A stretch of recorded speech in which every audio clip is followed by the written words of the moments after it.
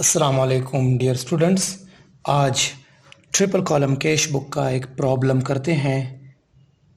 कहते हैं enter the following transactions in the cash book of Khan traders for the month of April 1991। सबसे पहले अप्रैल 1 पे cash in hand, this is 4000 which is debit balance on cash in cash column of cash book and overdraft with bank. Overdraft का आप लोगों को पता है कि जब ओवरड्राफ्ट का जिक्र आए तो हमने कहा था कि ये हम credit side of the cash book में बैंक कॉलम पे इसकी एंट्री करेंगे। तो चलिए स्टार्ट करते हैं। सबसे पहले entry April 1 to balance, how much? It's 4000 cash in hand, 4000 and overdraft April 1st by credit or by overdraft with how much? With rupees 6000। ये तो पहला ट्रांजैक्शन हो गया, इसका काम हो गया। फिर क्या कहता है अप्रैल 2 पे paid wages rupees 1200 and rent rupees 400 by cheque. ये बैंक कॉलम में आएगा। April 2 by wages 1200 and by rent same date है, कितना? 400 बाई चेक। जब चेक के थ्रू हम पेमेंट करें तो ज़ाहिरी बात है कि हमारा बैंक कॉलम ये क्रेडिट होगा, और जब हम चेक रिसीव करें और बैंक में डिपॉजिट करें तो हमारा बैंक कॉलम डेबिट होगा। अच्छा, इसकी भी तो एंट्री ख़त्म हुई। इसके बाद April 5 cash sales amount to rupees 5000। Cash sale हुआ, तो सेल हुआ क्या मतलब कि हमारे पास कैश रिसीव हुआ। सेल होने से हमारी रेवेन्यू जनरेट होती है ना, कैश रिसीव हुआ। So April 5 cash sales amounted to sales 5000, हमारा कैश डेबिट हुआ। कैश इंक्रीज हुआ यानी हमारा कैश डेबिट हुआ। अच्छा, इसके बाद April 6 paid into bank cash 2000। Students, this is a contra entry, और कॉन्ट्रा एंट्री के बारे में आप बहुत खूब जानते हैं। जब ऑफिस वाले कैश बैंक में डिपॉजिट करें तो उनका कैश कम हो जाता है यानी क्रेडिट होता है, और उनका बैंक अकाउंट जो है ना वो डेबिट हो जाता है। तो it's a contra entry. April 6 to cash की वजह से हमारा बैंक अकाउंट अभी डेबिट होगा। कितने से डेबिट होगा? 2000 से। और यहाँ पे हम लिखेंगे सी के ये कॉन्ट्रा एंट्री है। अप्रैल 6 by what? By bank. Bank की वजह से हमारा क्या कम हुआ? कैश हमारा कम हुआ 2000 से। ये तो अप्रैल 6 की ये एंट्री भी चली गई। अच्छा, इसके बाद क्या कहता है अप्रैल 8 पे sold investments having a face value of rupees 2000 at 4000। एक इन्वेस्टमेंट सोल्ड की जिसकी फेस वैल्यू थी 2000 और हमने 4000 पे सेल की। तो इस 2000 के साथ हमारा कोई काम नहीं है, ये हमें कंफ्यूज करने के लिए दिया गया है। हमारा काम तो सिर्फ इसके साथ है क्योंकि हमें जो कैश रिसीव हुआ वो तो 4000 रिसीव हुआ। अच्छा, इसके बाद क्या कहता है and deposited the amount in the bank, और अमाउंट बैंक में डिपॉजिट किया। तो क्या मतलब है इसका? हम खूब जानते हैं कि जब कोई कैश या चेक हम रिसीव करें और उसी ही डेट पे हम बैंक में डिपॉजिट करें तो हमारा बैंक कॉलम डेबिट होगा इसी साइड पे। अगर वो बैंक में हम डिपॉजिट ना करें और अपने साथ एज अ कैश रखें, हालांकि अगर चेक भी रिसीव किया हो लेकिन अगर बैंक में डिपॉजिट ना करे तो उससे हमारा कैश कॉलम डेबिट होगा। So by sale to sale April 8 to sale account how much? 4000 हमारा बैंक अकाउंट, क्योंकि बैंक में हमने ये डिपॉजिट किया। अच्छा, फिर क्या कहता है अप्रैल 12 पे रिसीव्ड अ चेक फ्रॉम कमाल on account 290 and allowed him a discount rupees 40। कमाल से चेक रिसीव किया 290 का और उसको डिस्काउंट अलाउ किया ₹40। इसमें अभी बैंक डिपॉजिट वगैरह का जिक्र नहीं है, तो ज़ाहिरी बात है कि ये हम कैश अकाउंट में डेबिट करेंगे, हमारा इससे कैश अकाउंट डेबिट होगा।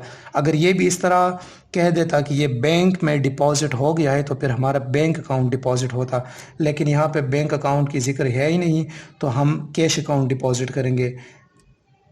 April 12 received a check from Kamal to Kamal 290। हमारा कैश डिपॉजिट डेबिट हुआ और डिस्काउंट अलाउड कितना 40। ट्रांजैक्शन 13 पे क्या कहता है, withdrew from bank for office use ₹500। This is a contra entry. ये हमने पढ़ा था कि जब ऑफिस यूज़ के लिए कोई विड्रॉल बैंक से हो जाए तो हमारा कैश बढ़ जाता है और बदले में हमारा बैंक अकाउंट कम हो जाता है, वो डिक्रीज़ हो जाता है, वो क्रेडिट होता है और हमारा कैश डेबिट होता है। सो ट्रांजैक्शन अप्रैल 13 में क्या कहते हैं, withdrew from bank office use. अच्छा, बाय टू बैंक की वजह से हमारा कैश बढ़ गया, कितना बढ़ गया 500। It's a contra entry on same date 13 by cash की वजह से हमारा बैंक अकाउंट डिक्रीज कर गया, इट्स अ कॉन्ट्रा एंट्री। ये भी हो गई 40। इसके बाद क्या है 15, अप्रैल 15 कहता है purchase goods for cash ₹1000। Cash से गुड्स परचेज किए। अप्रैल 15 बाय परचेज अकाउंट हमारा 1000 से ये क्रेडिट कर गया। 17 issued a check to Aamir 1080 in full settlement of ₹1200। हमने चेक इशू किया, आमिर को 1080 का चेक इशू किया। इस पे ज़रा तवज्जो दीजिए, कैश फुल था उसका हमारे ऊपर 1200, लेकिन हमने 1080 का हमने चेक इशू किया, तो हम इसकी अभी एंट्री पास करेंगे, ना कि 1200 की। हाँ, अगर हम ये हमें 120 डिस्काउंट में हम लिखेंगे क्योंकि हमने डिस्काउंट रिसीव किया। सो बाय आमिर, अप्रैल कौन सा है, अप्रैल 17 बाय आमिर हमने चेक इशू किया, तो चेक इशू करने से हमारा बैंक अकाउंट ये क्रेडिट होगा, ना कि हमारा इससे वो कैश अकाउंट क्रेडिट होगा, इससे हमारा बैंक अकाउंट क्रेडिट होगा। Issued a cheque to Aamir 1080, 120 हमारा डिस्काउंट। अच्छा, इसके बाद क्या कहता है 18 रिसीव्ड चेक फ्रॉम सलीम 480। हमने सलीम से 480 का चेक रिसीव किया जो कि हमारा डेटर था 500 रुपये। हमने 500 रिसीव करने थे, लेकिन हमने इस केस में उसको 20 रुपये हमने डिस्काउंट दिए, तो हम एंट्री पास करेंगे 480 का और ये हमारा कैश अकाउंट इससे डेबिट होगा क्योंकि हमने बैंक में अभी डिपॉजिट नहीं किया। रिसीव्ड चेक फ्रॉम सलीम ₹480,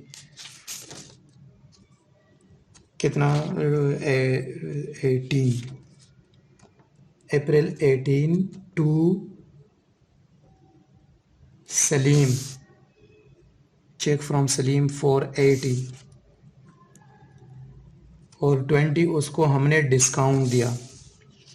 अच्छा, इसके बाद 20 paid insurance premium in cash ₹100।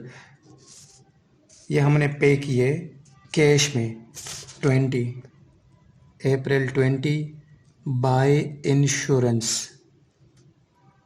Insurance premium कितने हमने पे किए, पे इन कैश 100। अच्छा, इसके बाद क्या कहता है 25 चेक रिसीव्ड फ्रॉम सलीम। हमने सलीम से जो चेक रिसीव किया था, endorse to Karim in full settlement of 520।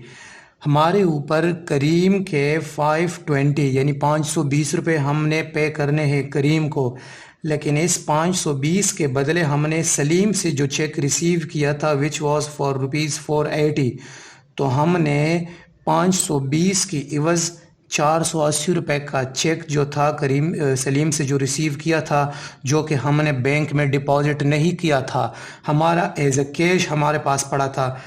तो हमने इंडोर्स किया करीम को। ये जब हम करीम को इंडोर्स करें तो अभी इसकी एंट्री क्या बनेगी? 480 बाय करीम अप्रैल 25 बाय करीम 480 हमने उसको इशू किया और 40 रुपये क्योंकि उसको पे करने थे 520, 40 हमने उससे डिस्काउंट रिसीव किया। अच्छा, इसके बाद क्या कहता है? Deposit cash in excess of 490 in bank account. अभी इसमें कहता है कि आप कैश अकाउंट जो है ना, जो डिफरेंस आता है उस डिफरेंस का सिर्फ 490 यानी 490 रुपये, उस कैश का 490 रुपये आप as a balance carry down रखें और बाकी जितना भी बने वो आप पे करें बैंक को। तो आइए टोटल करते हैं। सबसे पहले ये डिस्काउंट इट इज़ 60,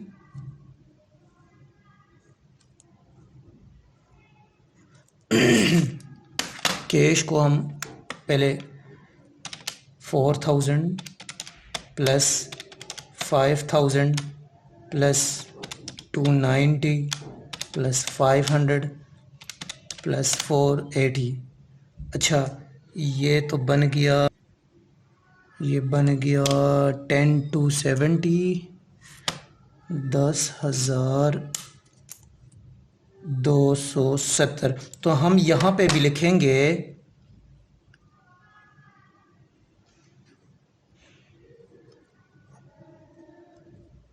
10,270। अच्छा, अभी इनको ऐड करके इन 10 to 70 से माइनस करेंगे, फिर देखते हैं कि क्या बनता है। ये बनता है 2000 plus 3000 2000 plus 1000 it becomes 3000 and 580, 3000 plus 580, सो 3580 इस 10,270 से माइनस करें, 10,270 माइनस, मोबाइल हिल गया, माइनस 3580, सो इट्स 6690। लेकिन हम ये सारा 6690 यहाँ पे बैलेंस कैरी डाउन नहीं लिखेंगे, हम क्या लिखेंगे? ओनली 490। मैं मार्कर से ज़रा लिख दूँ, बाय बैलेंस कैरी डाउन,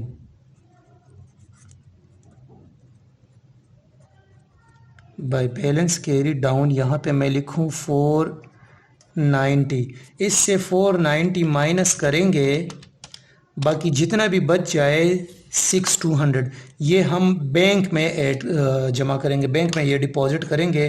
तो यहाँ पे हमारा बैंक अकाउंट डेबिट होगा कितने से? बाय कैश से। कितने से? 6200 ये हम बैंक में ऐड करेंगे और ये 120 160 ये हमारा डिस्काउंट। अच्छा, अभी बैंक कॉलम को हम ऐड करते हैं, और 2000 4000 6000 और 6000 12,000 12,200, ये तो 12,200। यहाँ पे भी हम लिखेंगे 12,200। अभी इनको ऐड करके 12,200 से माइनस करेंगे तो हमारे पास बैलेंस कैरी डाउन आएगा 6,000 प्लस 1,200 प्लस 400 प्लस 500 प्लस 1,080, ये 91 मैं यहाँ पे साइड पे लिख दूँगा 9180 minus 12,200 it's 3,020 it's balance carry down. तो हमारे पास नए साल के लिए यानी नए अकाउंटिंग पीरियड के लिए हमारे पास बनेगा टू बैलेंस ब्रॉट डाउन और बैलेंस ब्रॉट फॉरवर्ड। तो कैश हमारे पास होगा 490 और बैंक हमारे पास होगा 320, ये नए अकाउंटिंग पीरियड के लिए। So this was all about triple column cash book. आप फिर भी इसको पॉज करके, वीडियो को पॉज करके इसे स्क्रीनशॉट ले सकते हैं और आप खुद ही ट्राई करें कि इसको अच्छे तरीके से सॉल्व करें, जो कि आपको बहुत फ़ायदा होगा इससे। कोई क्वेश्चन हो कमेंट बॉक्स में ज़रूर पूछें। Thank you students.